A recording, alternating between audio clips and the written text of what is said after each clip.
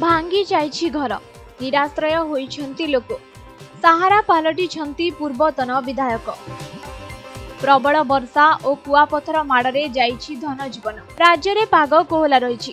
काल बैशाखी प्रभाव में राज्यर विभिन्न स्थान में वर्षा लगी रही। यार प्रभाव में अनेक किछि क्षयक्षति होइछि। मयूरभंज जिला बांगिरीपोषी और बिसोई ब्लॉक अंतर्गत अनेक गाँव में कुआपथर माड़ प्रभाव में धनजीवन हानि होइछि।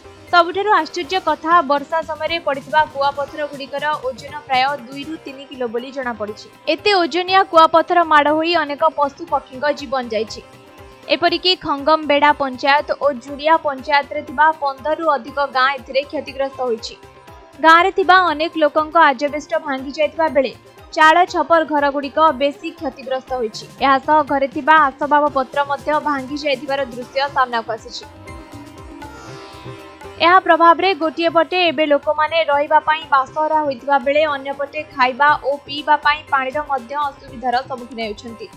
ए खबर सामना को आसबा परे सारसकणा निर्वाचन मंडलीर पूर्वतन विधायक डॉक्टर बुढ़ान मुर्मू क्षतिग्रस्त अंचल में पहुंची परिदर्शन करथिले।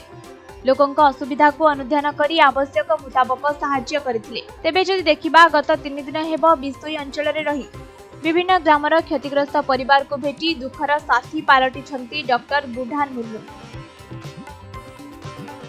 पूर्वतन विधायकंक एपरी कार्य को देखि मयूरभंज समेत अनेक अंचलरू जनता बेस प्रशंसा करुथिबार देखिबाकु मिलिछि।